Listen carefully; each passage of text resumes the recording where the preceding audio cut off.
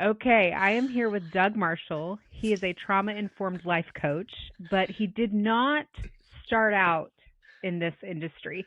He's actually had quite the career. So he started out in finance and then he went Yes. on to launch global brands for social media. He's been on many news segments, featured in magazines such as Ellen DeGeneres, and now he's doing trauma life coaching. So, Yeah. welcome, Doug. Well, hi. That's quite an intro. I am so glad to be here. And just for the listeners, third time's a charm. I The know. first time you had to cancel, the second time Mhm. my computer like lost its energy memory space. And so third time's a charm. And that's how the Yeah, it's world perfect. works. Yeah. Exactly. Right. But I do want to kind of dive into your career first because you have such an interesting story and especially a backstory from being on essentially Wall Street to where you are now. You're living in LA, but I live in LA. we manifested that. But We how? manifested that. What was you started out in finance, and let's kind of talk through Yeah. the progression to where you are now. Okay, and I'll try to keep this as succinct as possible. I I grew up in Connecticut, an affluent part of Connecticut, and it just seemed like the options for men were doctor, lawyer, banker. And unless you were like cool and edgy, maybe you went into advertising, but that was not the main. So I was like, well, I'll obviously, my dad worked in finance, so I'm going to be a finance guy. I went to Boston College. I went to the Boston College Carroll School of Management, and I graduated and got a job at JP Morgan Chase. And at the time, I was this fabulous New York City gay guy who would watch Sex in the City to decide what my life was going to be like. But if I'm truly transparent with where I was at, I was an active alcoholic with a budding cocaine problem. And Mhm. so I worked at JP Morgan and I almost ran that into the ground, but then I got sober in 2003. So 3 years out of college, I got sober. And as I was in that process, I would go to JP Morgan and I'm like, whose life is this? This is not my life. This is like so much of my life had been preparing for the next stage of my life. Because Yeah. when you grow up in Connecticut, your high school is all about, well, what are you going to do to get into college? What sport are you going to play? What community service are you going to do? What are you going to do to be liked and acceptable? And then when you're out of college and you're in the career, and then you get sober, it's like, well, what's next? And I remember my boss, Linda Wong, shout out to Linda Wong, said to me in probably 2004, 2005, she said, so what's your next move here? And it was my first honest thing. And I said, I don't know, but it's not here. This is not me. And I remember when I left JP Morgan, they almost did like a roast for me. And my boss, Linda, was like, I've never seen somebody wear so much pink in banking. I used to wear a lot of pink. It was like I was like Elle Woods, like, well, like it's hard to work in Yeah. finance. And so I went to work for a skincare company. I started blogging actually. I always wanted to write, but I'd never written before. But it turns out I'm actually a really good writer because I'm good with expressing myself. And I found out that I'm actually very creative more than just like numbers crunching and spreadsheets. And so I started writing for fun and because I wanted free skincare products.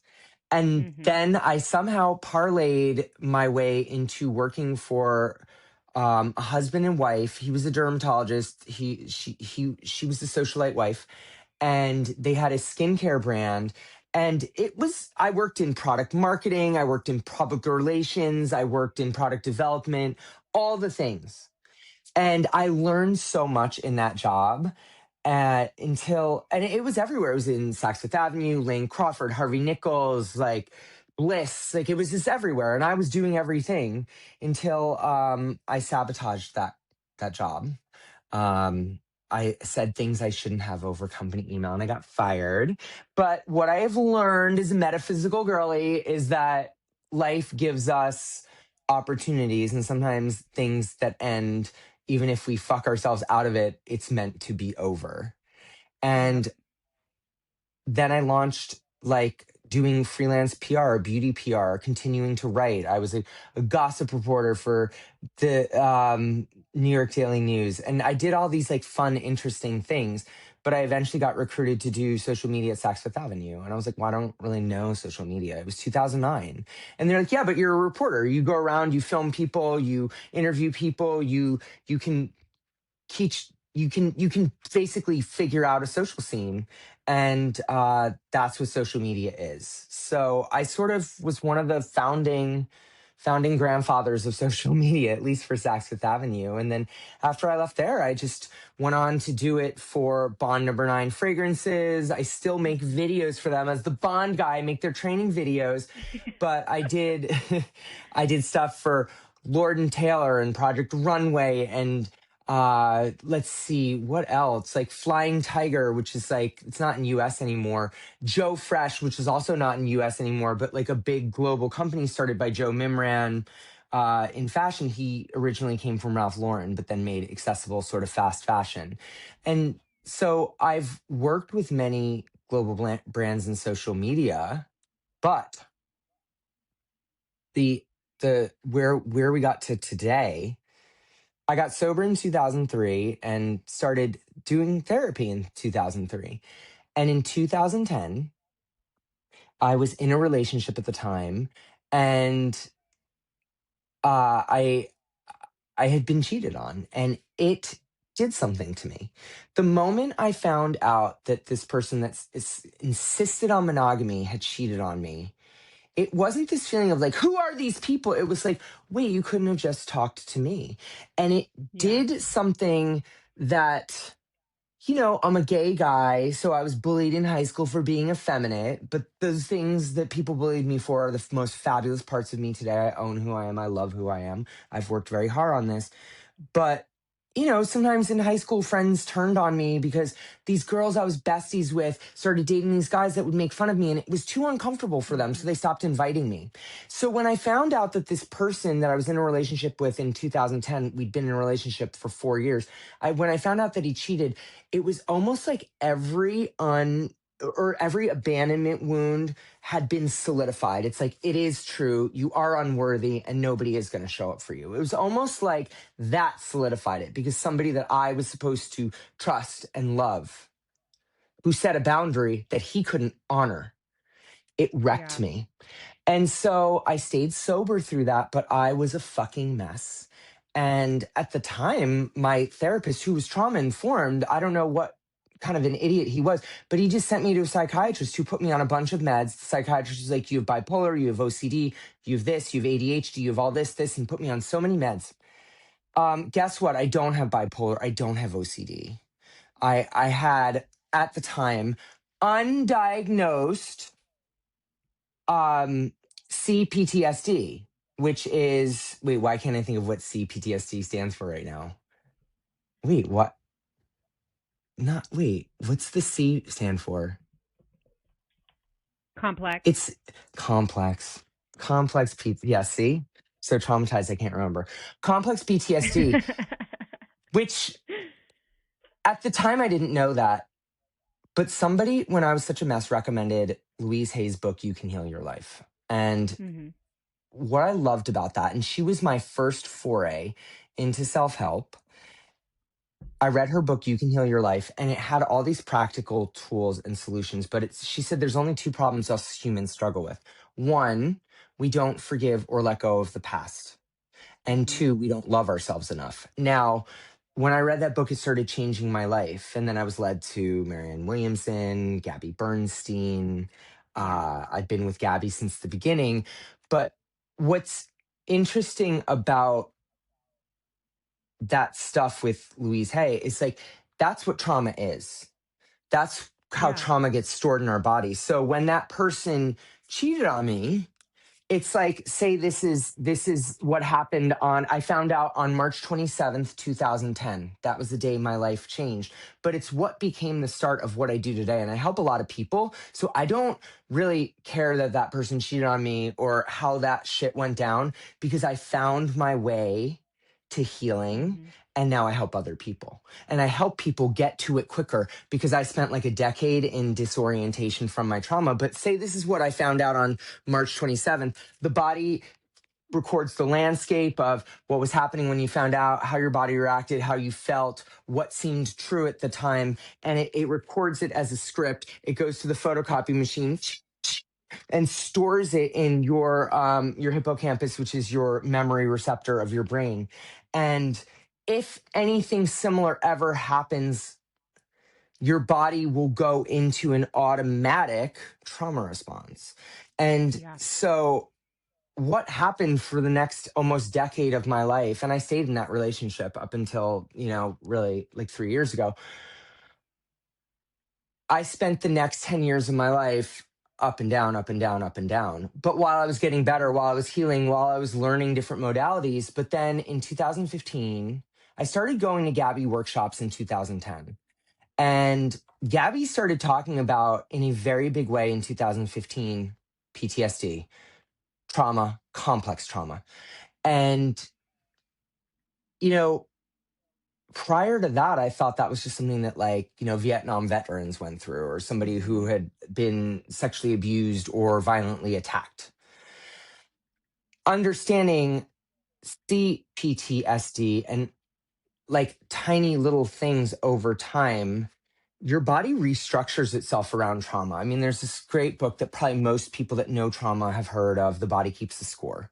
And Yep. it's the idea that the more we've been through traumatic episodes in our life, the body sort of stores it. Also, I study a lot about nervous system and brain science because those are the key to regulation. That's, I think, how we were drawn to each other. Yeah. And the thing behind that is, let me collect this thought before I say it. There's a belief that our nervous system is formed by the age of 8. Now, our nervous system holds the keys to how we are going to react to most situations based on Mhm. past conditioning. Now, if my nervous system is mainly formed by the age of 8, it's formed by whoever raised me and what Right. their nervous systems were like. So if I had a very nervous helicopter parent who was always worried, and I got the sense that when something was wrong with me, it made my mom very worried, I might have programmed into my nervous system, don't tell mom when you're upset or in distress because it upsets her. And Yep. it feels uncomfortable to you as a young child to see mom in distress. So don't share that with her. Or, Yeah. in my work as a life coach, I meet a lot of parentified children. That's when you're raised with an adult that doesn't have a very strong emotional capacity. So they sort of dump their problems onto the kid and expect the kid to be their therapist, their emotional regulation tool.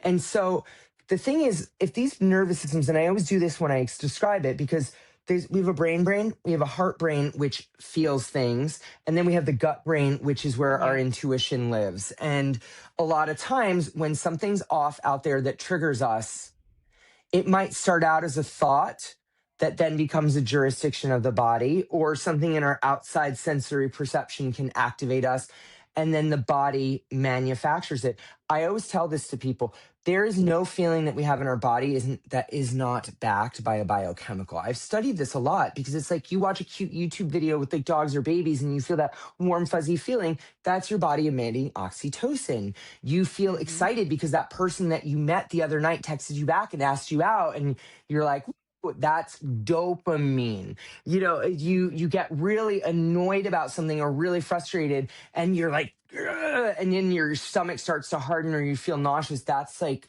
an overabundance of cortisol and adrenaline.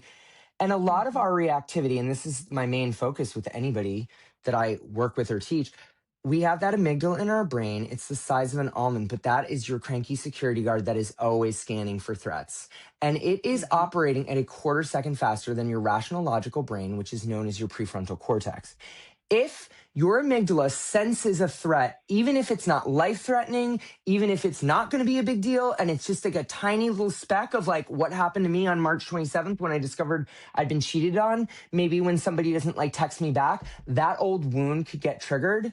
your body will release cortisol and adrenaline from the hippocampus. It will serve you the worst memories of all the times people have fucked you over, abandoned you, dismissed you, all the things. And then Yep. your body releases cortisol and adrenaline because you got to fight for your life or flee or play dead or fawn your way out of like talking your way back into them not killing you. And what happens is your prefrontal cortex dumbs down. And so you no longer have access to your rational, logical mind where your personality lives that knows that you're a logical person. And then if we have addictive behaviors and patterns like overeating, undereating, over sexualization of things, shopping, substances, as this gets dumbed down, we go back to those. And so basically, our Mhm. life is lived in patterns based on how our nervous system is programmed. And the past is always present in the future. And the amygdala is scanning for threats so quickly that it will take a fragment of something and assume a whole situation's happening that's not even happening. Yep. And that's why I And love telling people that yeah, and that happens all the time. And I want, all the like you time. just said about the relationships, maybe somebody didn't text you back fast enough. And instead of your prefrontal cortex coming online thinking, oh, they're just busy, you Yeah. default to the worst case scenario because of They hate past me. I'm fat. experiences. Yeah. And that's what people, it's so funny. It's so funny because I have spoken to people before who have literally said, what trauma? Everyone has trauma. Everyone has trauma, and it doesn't have to be defined as you were in an abusive situation or you had something absolutely horrific happen to you. It's Yeah. it's truly because our parents are human, and they may not have always responded to whatever your childhood needs were at the time.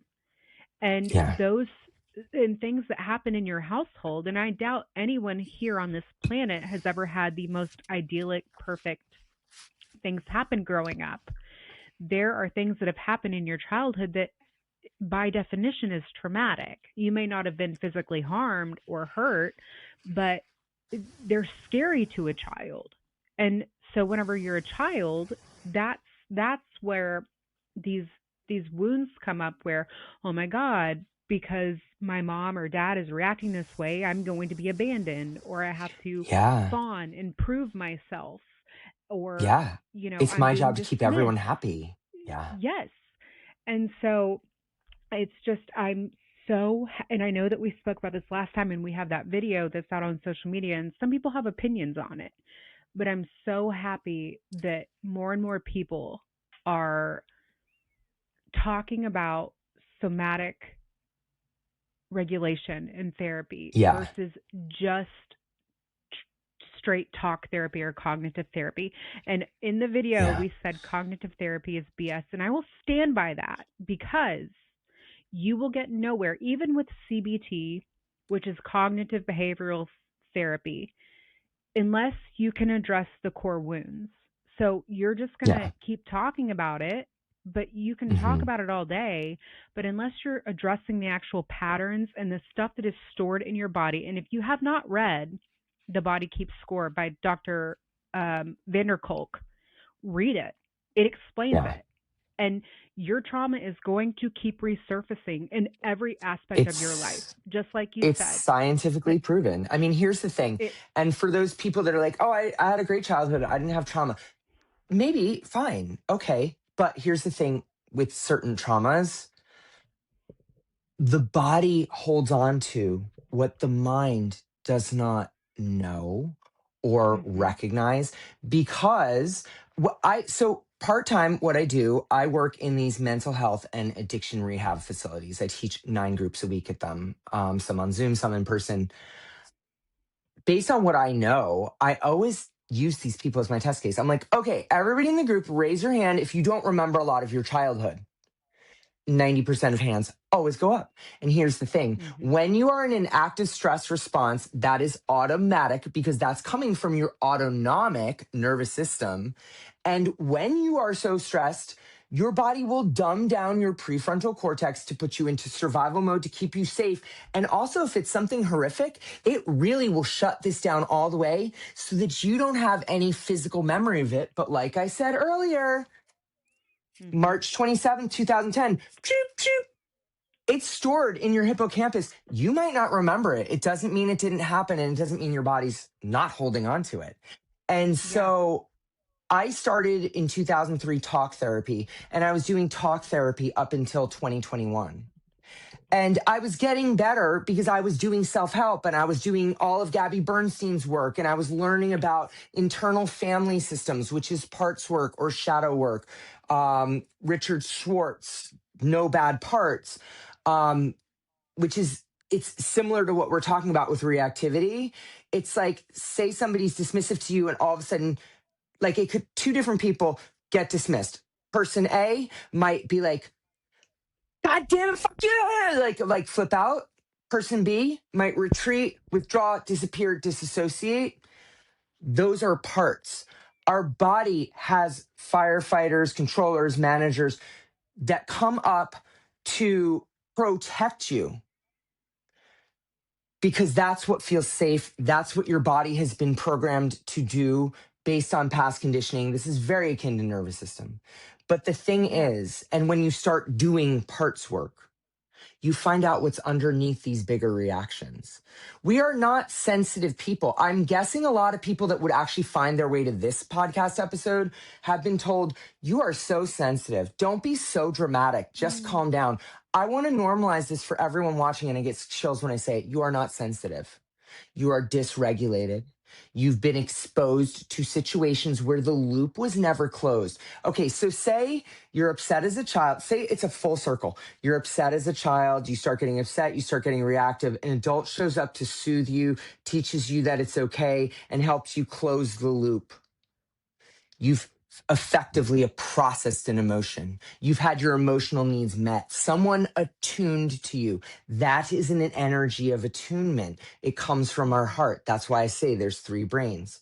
For most of us, I'm not saying all of us, for most of us, the loop stops there because where we were supposed to be soothed, where we were supposed to be comforted, where we were supposed to be taken care of, our feelings were shut down, our feelings were minimized. Somebody didn't have time for us. Maybe somebody wasn't even there. Or if we had that worried parent, we're not going to go to them because I don't want to upset mom because even though I'm in distress, it's more upsetting when mommy's distressed. So I'm not going to bother her.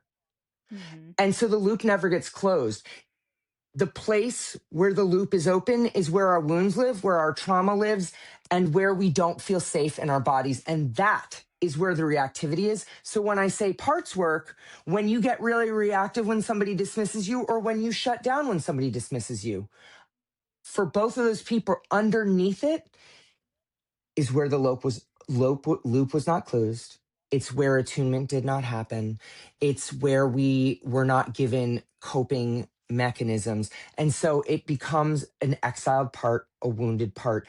And then until we learn how to self soothe, until we learn how to handle our emotions, and there's very intuitive ways to do it. I help clients with this all the time. We did this the other day. Until you Mhm. learn that, good luck. Good luck, babe, going to talk therapy and sitting on the couch and just talking about your childhood. Because until you learn the somatic piece, somatic meaning of the body, soma comes from probably the Latin word is of the body. I don't know where it comes from, but like basically until 2021, even though I'd read a lot of books and gone to a lot of workshops and done a lot of stuff, so I had tools that therapy did not give me. In 2021, I got a trauma informed therapist. Or 2022, I got a trauma informed therapist, and we did EMDR, eye movement desensitization and reprocessing, and processed out where the trauma lives in the body. And if anybody's Mhm. tried EMDR and you're like, oh, it's so hard, do not give up. I did it on and off consistently for 3 years. I'm still feeling the effects of my body rewiring. When we talk about rewiring, when we talk about parts work, when we talk about trauma, when we have trauma, when we have exiled parts, we live out our life in patterns. And Mhm. that's how the brain is wired into reactivity. When we learn to create safety in the body, when we learn to sit with our own emotions and not escape them and bypass them, which society thrives on bypassing emotions, that is 1000%. where the solution lives. I left my relationship in 2023 and then dove into EMDR. And I had to sit with so many uncomfortable feelings. And I learned, I'm 48. At 46 at the time, I realized I don't know how to sit with my feelings. So I lived most of my life not being able to sit with my feelings, bypassing them, overacting, being fabulous, sharing happy things on social, Mhm. which is why today I'm a certified trauma informed life coach that understands nervous system. I'm in school to go deeper with learning about internal family systems, somatic experiencing, and polyvagal theory. Because if we can Yeah. stimulate our vagus nerve when we're in a reactivity pattern, we can calm down. If I saw Paige was flipping out and I'm like, oh, calm down, don't be so dramatic. No, that's going to make it worse. But I'm like, Paige, I noticed something's off.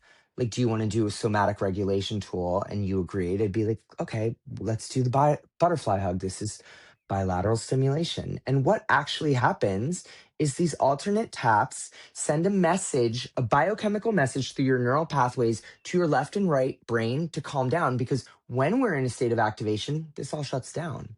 We can regain access to it. And the more I learn to self regulate, the more I can live in this world. So Yeah. so for all those people that are like, I don't have trauma, it's like you just don't remember it. It's there. If Well, anyone and is reactive, they've got trauma. 1000%.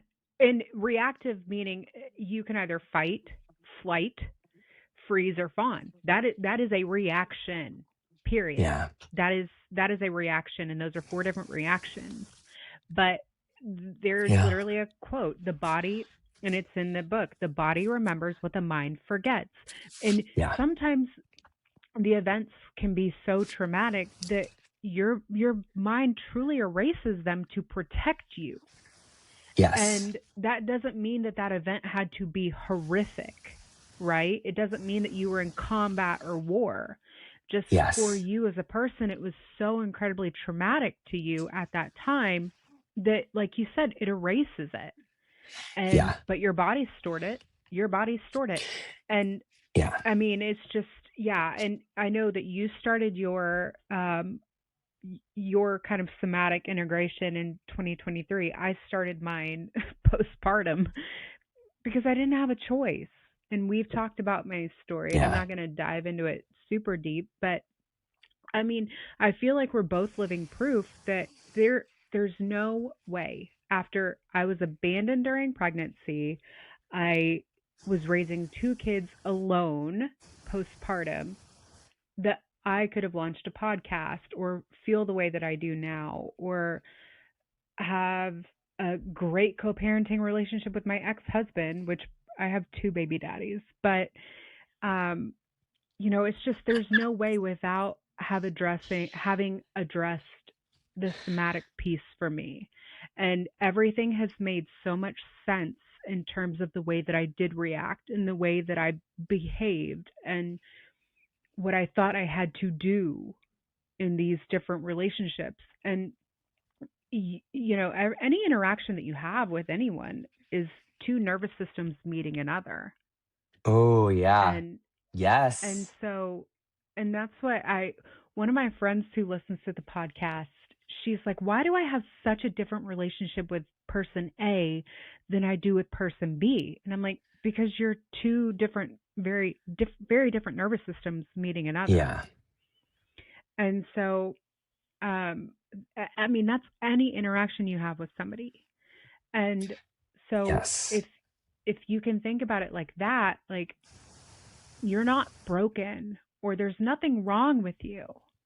And even with these people that, my daughter's dad, his whole family was like, "Oh, we'll be there for you." And they weren't. But I can look at it now in hindsight and be like, "Oh, well, kind of piecing it together now, knowing what I know about, attachment styles and all that, they Yeah. literally couldn't. They I couldn't know. We talked because they about that don't the know other how to day. cope." Yeah. And It's, it yeah.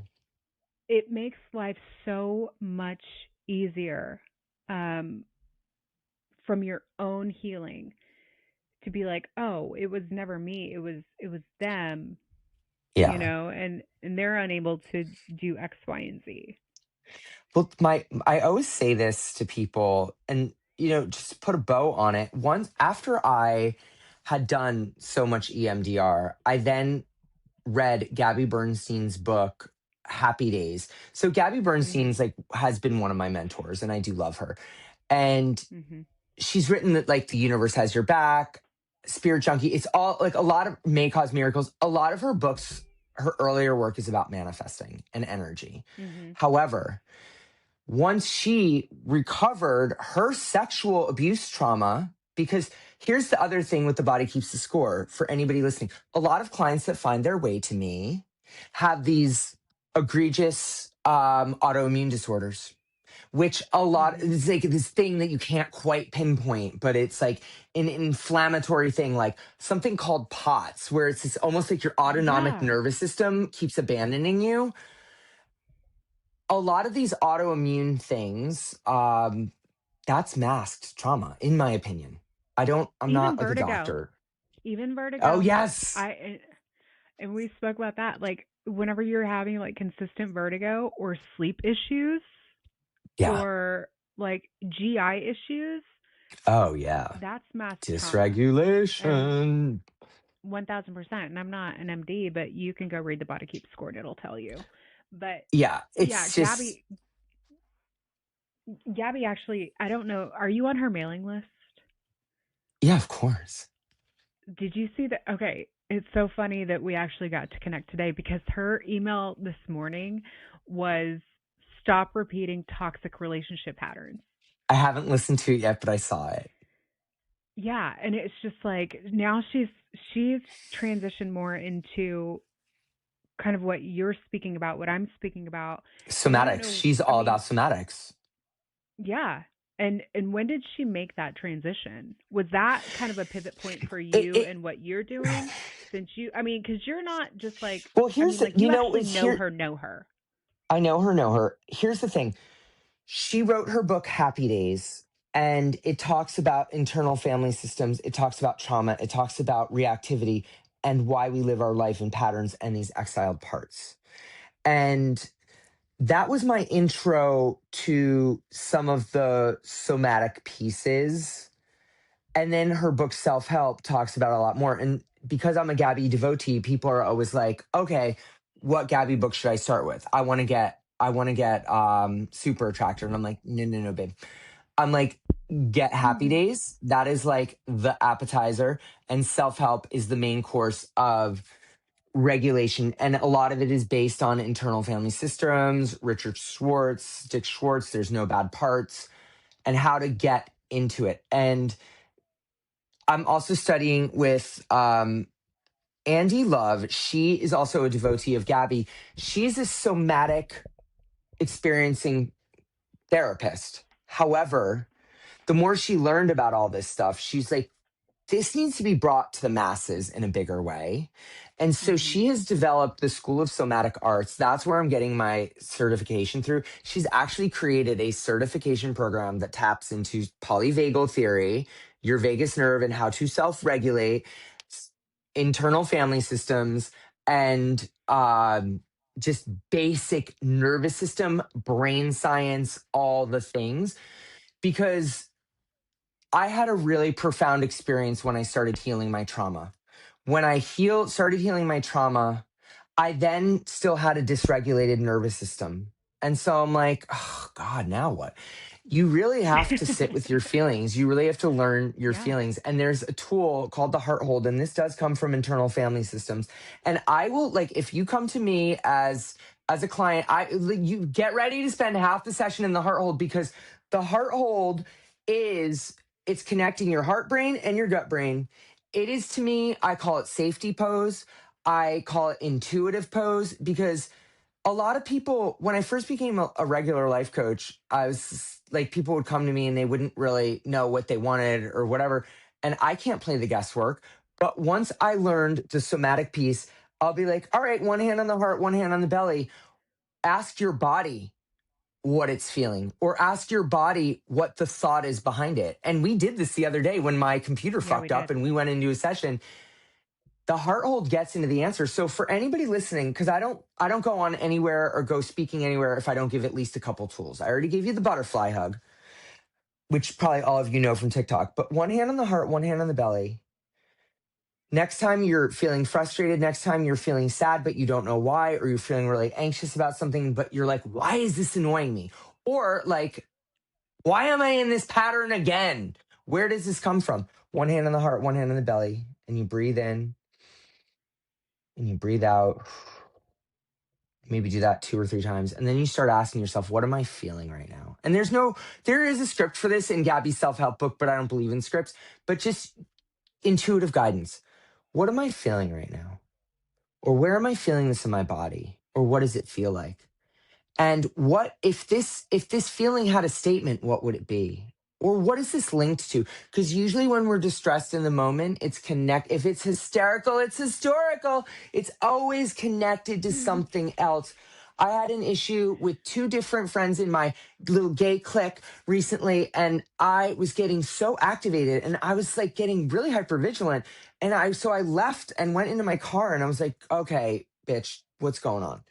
And I was like, fed a memory of something from high school because I was like part of these mean girls in high school that sort of like sometimes I was the mean girl, sometimes I was the victim. You know, it's like one day you're in, one day you're out. So you could walk into the student center, and if they're all looking at you and talking about you, you know you can't sit there.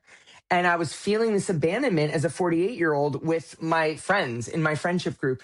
So I did the heart hold, and it's like high school wound. And I'm like, all right, that's what I have to work on to heal. So this is a diagnostic tool. When the red light engine comes on and you go to the mechanic and they plug in the computer system to find out where the block is, where the problem is, where the disconnect is, that's what the heart hold is.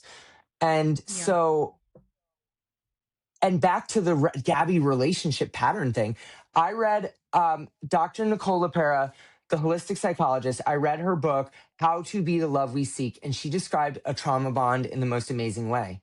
Your nervous system is programmed by the age of 8. So if you had family members that didn't really show up for you, or you were the parentified child, always caretaking everybody else's emotions, as an adult, you're going to meet somebody and maybe be like, oh my God, this is my, like, oh my God, this is my number one. This is the love of my life. This is my soulmate. And it feels like fireworks. Mm-hmm. And then 1, 2, 3 months in, you're like, wow, this person's acting just like my dad, or this person's acting just like my mom. And I'm using my same coping strategies that I used growing up. She believes Mm-hmm. that a trauma bond is your nervous system seeking out what is familiar, not comfortable. And most Exactly. of us watching, you've probably been in an uncomfortable relationship and stayed longer than you needed to. Why? Because it was familiar. Our nervous system seeks familiarity, not comfort Yes, not growth. and not growth, It because it's it easier to seeks play safety. small than having to reinvent and do the hard work. Yeah. And that, like, not only was I in a trauma bond with my ex-husband, which I love you very much, Brian, and I think that you've done Yeah, great, we love but you, Brian. yeah, It's your parents' fault, and not yours. No, I'm kidding. we're gonna have that discussion offline. But Yeah. no, Yeah. like I no, I'm so proud of him. But I was in a trauma bond with him. And then instead of healing like I've done now after having my daughter, I jumped right into another trauma bond, and he was the same exact person as Brian, just Same in a different script, body. different cast. Same 1000%. script, different cast. And we seek it because the nervous system and the Yes. brain actually only want to keep us safe and alive. They're not always prioritizing our quality of life. No. That's why most And people are disassociated or hypervigilant and fucking miserable. Like this world has an 1000%. energy problem because our nervous And systems are fucked. I am so grateful that for whatever reason, this time around, and I will never forget the date. It was October 6th, 2025. I was like, I can't live like this anymore. And I don't know if it was because, yeah, I was like, I don't know if it was because I had had a daughter and I didn't want her to ever experience this or what. Um, but I was like, okay, I have to change. I have to change. And that's Yeah. whenever I started like the real work of like changing my identity and nervous system healing and rewiring. And it ebbs and flows, right? And for anyone out there that's listening, and I will say this every single time, it's hard. It is hard, and you will feel things and experience things, especially whenever you are doing the somatic piece that is deeply unsettling. Like Yeah. the amount of times that I have like viscerally cried, Yes. um, it's that's releasing trauma though. Yes. But let me Tears ask you are that. a release of cortisol. Yeah. Doesn't it feel so, as emotionally attuned and self-aware as I am, and I've been self-aware for many years, it doesn't always mean I've been healthy. I was in a Right. relationship that had unhealthy facets of it with a great guy who had his own trauma. And we've just closed the chapter on a 20-year relationship back in November. And I was still speaking and sharing lovely things on energy and inspiring a lot of people, but I was kind of wrecked and I wasn't feeling Yeah. my feelings. I do today. I have been for the last 3 years. I've been helping Yeah. people for over a decade, but it's in the last like 2 to 3 years that I'm changing the game on how we can relate to this soma. But let me ask Mhm. you this, because when I started feeling, it felt so icky and I wanted to bypass. But then Yep. it feels so good to feel a feeling. And sometimes I'll notice myself disassociating, but I'll be able to tap into that. I can cry today. I can emote today. And it feels so good. I hadn't cried for like 5 years until maybe like 3 years ago. And so Oh, doesn't it, like, so this is what I say to people. I'm like, this is a work of a lifetime, but it's so worth it because there are most people will never do this type of work on themselves. no. And No. that's okay, but it just, you release and then you start living. Mhm. And this goes back to why I Mhm. tell everybody read but Gabby's Happy Days and then self-help before you go to manifest. Like I'm teaching a workshop this Wednesday manifesting from a regulated nervous system because if you're Mhm. dysregulated, you're going to only attract chaos into your life. And the thing is there are so many 1000%. people, if everybody listening, I get that can identify with this. A lot of you probably have that one happy friend that seems like really happy and like really great, but you hang out with them and then you leave and you feel a little off. Does anybody else feel like this? That person is probably dysregulated and your attunement is picking up on it because a lot of people in this world are acting one way and feeling another. And Yep. once you start to get regulated in your body, you become a barometer and you will feel other people's dysregulation. You will see people masking. The world actually becomes a lonelier place when we do this work. It can feel really lonely at first because your body is rewiring and it's Mhm. reshape shifting. But the thing is, once you do it, you start attracting your people that are heart Yes. centered, that can have vulnerable conversations. I share very vulnerably on TikTok and Instagram, The World of Doug. And some people love it and some people identify with it and some people appreciate it because I give them permission to be vulnerable.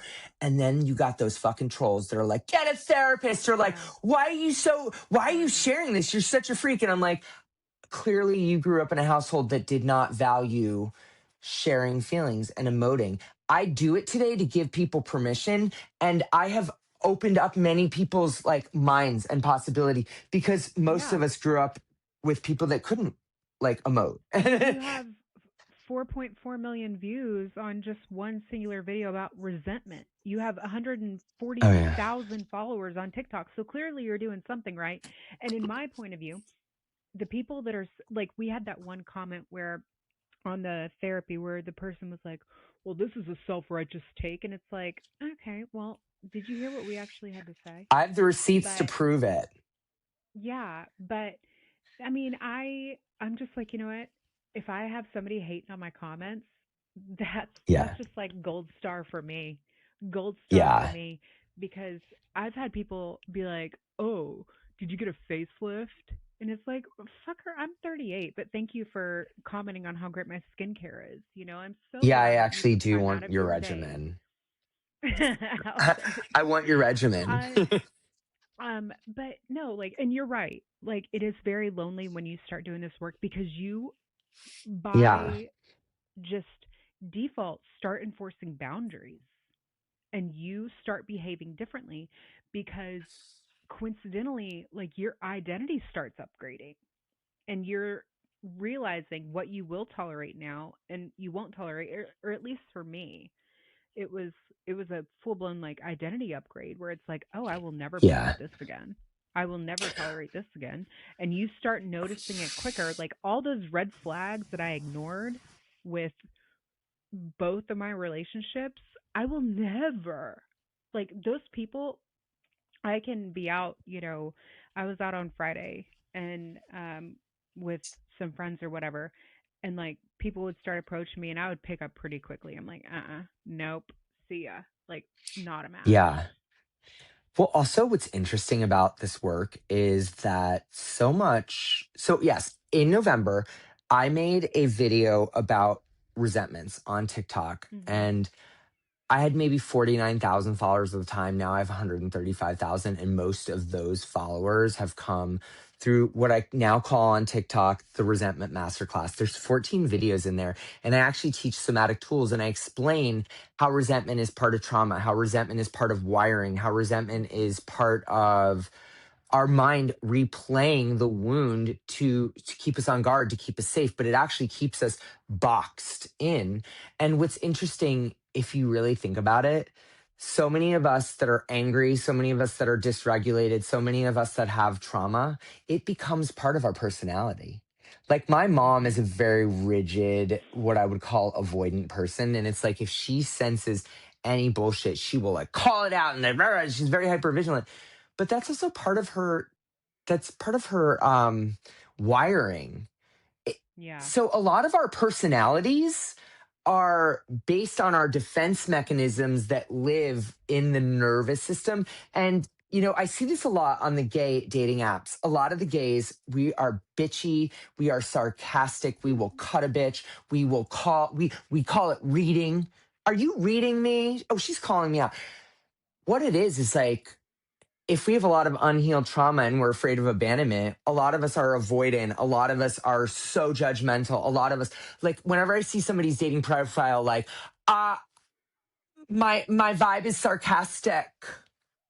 I'm Yeah. like, X out of that because sarcasm is a personality flaw to mask vulnerability, to mask getting closer. People that make gays, we make fun of each other. I try not to do it anymore. I used to. That's like our mating call. But being sarcastic, cutting each other down, it's really masking. Like so much of our personalities are really come from dysregulation and protective parts. And so I've Mhm. had to figure out as because I'm funny naturally, but a lot of that humor was a trauma response of a belief from a very young age that I have to be funny, I have to be liked, I have to be credible. And it was even the role in my family growing up because my parents Yeah. fought a lot and my sister was very much the caretaker, people pleaser, parentified child. So I was the family mascot. So people were Yeah. upset. I was like, I'll make you laugh. And that's how I got by. Like, that's how I get people to like me.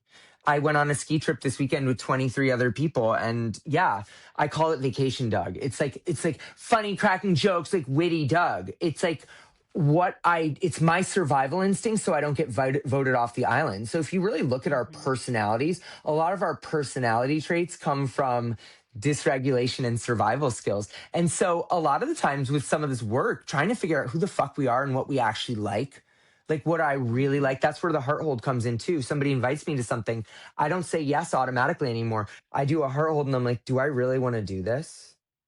Mhm. And if I feel an ick in my body, it's a no. Normalize checking in with ourselves. So Yeah. yeah, I don't know. I'm Well, like and going off on many also, tangents, but no, it's fine. But also, what's a sign of dysregulation is self-deprecation. In my yeah. opinion, when you are sitting there, um, and I met a person on New Year's Eve actually, and they were like saying some self-deprecating humor, and I'm like, we don't do that. We don't do that. We don't self-deprecate. Like that's not attractive. And he was like, It's not. okay, you're right.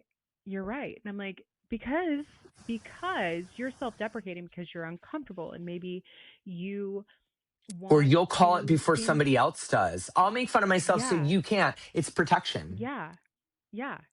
But it's just and I am just so thankful that more and more people have started speaking out about trauma and somatic therapy and healing because I truly think, and I've said this before, like if you do the work, like you actually dive into it, you will heal and change so much faster than you would in a therapy chair. And I Yes. know you have the receipts, I have the receipts, like, and I'm not saying that every day for me is perfect. And I'm not saying that every day I'm just like super happy and lucky, but my life has changed Yeah. significantly since doing this. And I've it healed has more been with trauma informed therapy in the 3 years that I've really embarked upon it than I mhm. did in the 15 years of just talk therapy. Yeah, and I like you said, like it gets a little lonely because people do naturally fall away. Or you're like, "No, you're not like right for me Yeah. anymore, right?" Let them. And yeah, let them. But then you start to find people that you're like, "Wow, like opportunities start opening up." And Yeah. because you're regulated and because like you you're changing and you're releasing all of this stuff, naturally you start to look for like growth and opportunities, assuming that's like what you're telling yourself. And in your brain, literally, your RAS starts looking for like good things Reticular instead of, activating yes, system. instead of bad things. And there's just Yeah. so much that has happened for me personally, just like even in the last couple of months that never would have happened had I not essentially like went all in on myself. Like this podcast never would have happened, right? I wouldn't have had the strength or, just even like not strength essentially to do it. Especially Mhm. 3 months, 4 months postpartum. Therefore, I would have never connected with you or the other people that I've connected with. And it's Yeah. just like we don't realize like where things lead you. And that's I think the biggest takeaway for me is when you start working on yourself and changing yourself and releasing your trauma, which is your past, right? You start becoming naturally more forward facing, and you never know what Yes. opportunities are going to align for you. And Yes. it's incredible. Well, here's There's so also much to be something said. when we talk about rewiring too, it's sometimes just making a decision to do something differently or sitting in the Mhm. discomfort and doing the Yes. opposite thing. It allows your body to know it's safe to do this. And when I say safe, because with my former husband, like sometimes he would like say something and I'm like, when you say something like that, that makes me feel unsafe. And he looked at it as like an abuse thing. And I'm like, no, it's like a nervous system thing. But I went on a ski trip this weekend and I was having a great time. And before I was a little bit nervous. I was assigned to a room with 8 other people in it. And I didn't know everybody going. I knew a few people. But so I was a little nervous, as one would be, but I was like, I know that we have a reticular activating system in our brain. And if I do affirmations and psych myself up, my brain is going to look for evidence that this is true. Mhm. And so on the 5 hour drive up to Mammoth, I was like hyping myself up and I'm like, I'm going to have so much fun. I'm going to be such a good skier because I hadn't skied in 5 years. I'm going to meet new friends. I'm going to be myself. I'm going to have fun. After being there 2.5 days, I was starting to feel a little crunchy, and only because I'm around a lot of people, a lot of energy, and I live by Yeah. myself. So being around a lot of people, you're just going to start feeling it. But I was talking to this one girl, and I'd been telling people, I think I want to leave early because I looked at it as self care. And she's like, come and talk to Yeah. me and be real and be vulnerable. And so I was like, I feel this way and I feel that way. And I think it would be better if I would leave. And she's like, do you have a pattern of running away? And I do. I do. I do have a pattern of running away. I'll stay to the end in a relationship that's not serving me, but I I will also know. run and block like other things too quickly. I'm a mixed bag. And so I said to her, yes. I said, I do. And she's like, well, what if you just stayed through the discomfort and saw what could happen? And I can't argue with that because I tell this to clients all the time. So it's like I have to be Mhm. open. I don't teach and things that I don't do for myself. I'm not like a guru. I'm like in the work too. I'm a work in progress at all times, but I can sit and hold space for people. But what she ended up Mhm. doing, she was a spiritual person and she's like, can I just pray? She's like, who shows up for you? And I was able to list people that show up for me, but sometimes I don't allow. But she's like, can Mhm. I just pray? And I joked, I was like, all right, Jesus freak. But I'm a spiritual person and Yeah. I believe in energy, God, whatever. So I allowed her to do it. And she put her hands on me and just was like saying these beautiful things. Like, let Doug see his worth. Let Doug feel safe to stay here. Let Doug allow what needs to come through. And I was sitting on the floor crying. That's huge vulnerability for me, but that's also huge growth. And Yeah. guess what happened? I stayed till Sunday. I stayed to the end of the trip and I had a fucking blast on Saturday night. And I Yeah. almost left. But when she said, do you usually run away? I couldn't lie and say, no, this is self care. I need to go. Cause I'm like, yeah, I sometimes throw in the towel when things get uncomfortable. And I now know that this will be a friend of mine for life. And I Mhm. stayed and I allowed myself to be seen and I had fun. That's brain rewiring. Brain rewiring isn't some like Mhm. weird concept of like we're sitting in a scientific lab. It's No. literally getting vulnerable, sitting through the feelings, and asking yourself, am I willing to sit through it? Or am I so unsafe that I really do need to get out of here? And that might have been true. But at the time, it wasn't. It was like, I can sit through this. And the miracle came. On the other side of dysregulation could be the miracle. And now I've wired into my body a sense of safety that when I get uncomfortable, I can just talk to somebody. I don't have Yeah. to run. And so that's what it's all about. And that's what I do with clients. Like it's play. All of this is play. We're figuring out what's under the hood. Yeah, and most people are not willing to sit in the discomfort. And that is the biggest thing Yeah, about it's somatic gross. therapy and regulation, like you said, sitting with your emotions. Like you are most people cannot sit with the discomfort, and Yeah. change takes time. Doing something different is scary, and your body wants to stay in the familiar, as we've said repeatedly, even if the familiar is horrible for you. And so many people wonder, well, how do people in these abusive relationships just stay? Why don't they leave their abuser? Guess what? If you're in a trauma bond, they might not be physically hitting you, but that's abuse too, because Yeah. you're in chronic dysregulation. And you don't You're know in how to chronic leave because dysregulation. you can't see the possibility beyond it. And I will tell this to No. you and I'll tell it to anybody listening. If you can actually do some of this work, it is not as hard as people make it out to be. I had a client that came to me recently and we just started with where she was at in this moment. And she's like, oh my God, I like this so much better than therapy because every therapist I've ever been to wants to start at childhood. And I don't. I start in the now. What are you feeling now? What are you going through now? And what can we do to get some relief? And it's not as hard as people make it out to be. And I'm going to tell you, all of you, this has been true for me. I hope it's true for some of you. It is a privilege of a lifetime that I can sit with my feelings today. It is a privilege of a Mhm. lifetime that I don't abandon myself the way I used to. It is a privilege that I don't bypass my feelings. And I can say with 100% honesty that I show up for myself today and I care about Yeah. myself today and I take care of myself today in ways that I used to not be able to.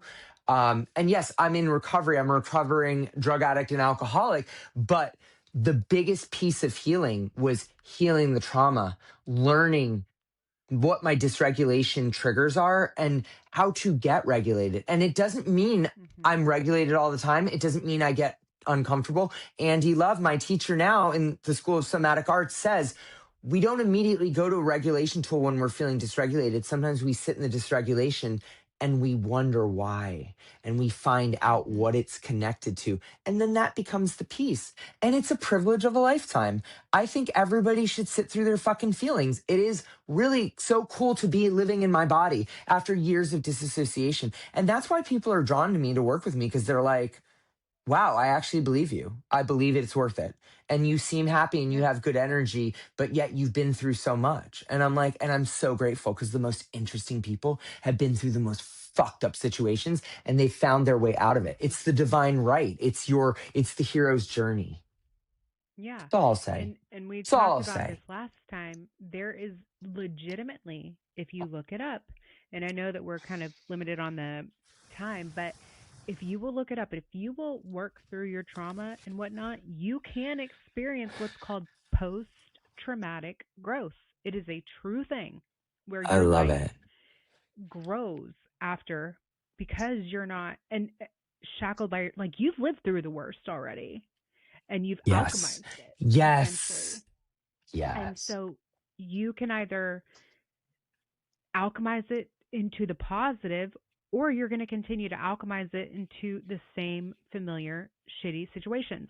And also, PS, people that are in trauma bonds don't think they're in trauma bonds. Like, No, they will you are, justify it to the ends of the earth. They will justify yeah, it. That is fear. I have justified so many things that weren't serving me. I just didn't know how to get out of them. But once you learn to sort through feelings and sit with your feelings, and you can learn to regulate, guess what, guys? Solution finds you. Most yes. of the Well, and things, the minute I sat down and regulated myself and sat through feelings, the solutions showed up. This adorable bungalow that I live in, I had like no money to move into this when I left my marriage 3 years ago. But I sat in the faith, and then I manifest. My income tripled in 6 weeks because I just yeah, trusted that the universe was going to guide me. I had no fucking idea. I live in a gorgeous little bungalow and I have never defaulted on the rent in 3 fucking years. That's coming from a place of sitting with my feelings, regulating my nervous system. And then the money showed up, the opportunity showed up, the healers showed up, the solution showed up. This is why I tell people we don't want to be dysregulated, because we block receiving. because your brain blocks it, like, neurologically. Yes, And also, neurologically. and PS, when you're in a trauma bond, you are legitimately in a bond that is just as addicting as someone with an alcohol or substance abuse problem. It fires the same 100%. chemicals in your brain.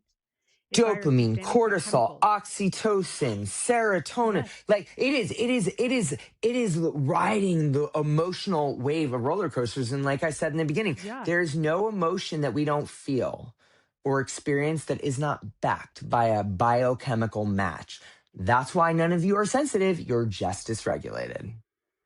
1000%. And if you don't think that you're in a trauma bond, if you're in a relationship with somebody, maybe ask yourself, are there times when you're in just like a push pull scenario all the time, where are they hot and cold? Are they hot and cold? Are you constantly Yeah. trying to fight to make yourself feel safe or keep them?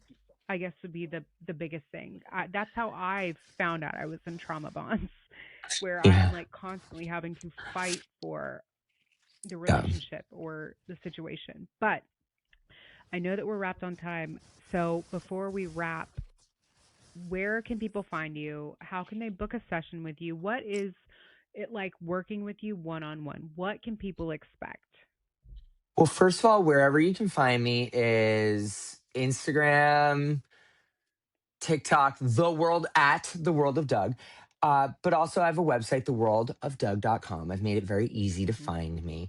And I also want to say, I do really amazing trauma informed somatic work and energy clearing as well, as you experience. Hmm.